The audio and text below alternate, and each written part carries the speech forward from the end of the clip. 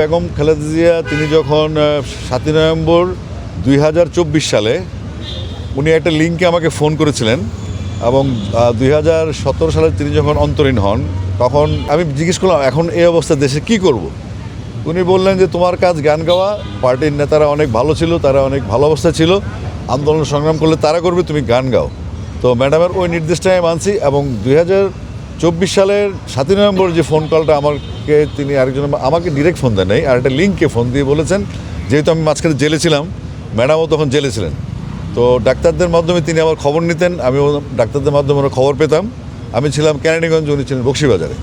তো তখন ম্যাডাম আমার খোঁজখবর নিতেন, তারপর আর ম্যাডামের সাথে দেখা হয়নি। কিন্তু ওনার এই ৭ই নভেম্বরের যে ফোনটা ছিল, ওনার ৮ নভেম্বর যাওয়া হয়েছিল লন্ডনে, বাট উনি ২১ নভেম্বর সশস্ত্র বাহিনী দিবস উপলক্ষে দেশে থেকে গেছেন এবং তিনি বলেছেন আসিফ যেভাবে আছে সেভাবে থাকবে, সে তার কাজটা করবে এবং সে যেভাবে সেভাবে থাকুক। এর বেশি এই নির্দেশটাই মেনে চলছে আসলে।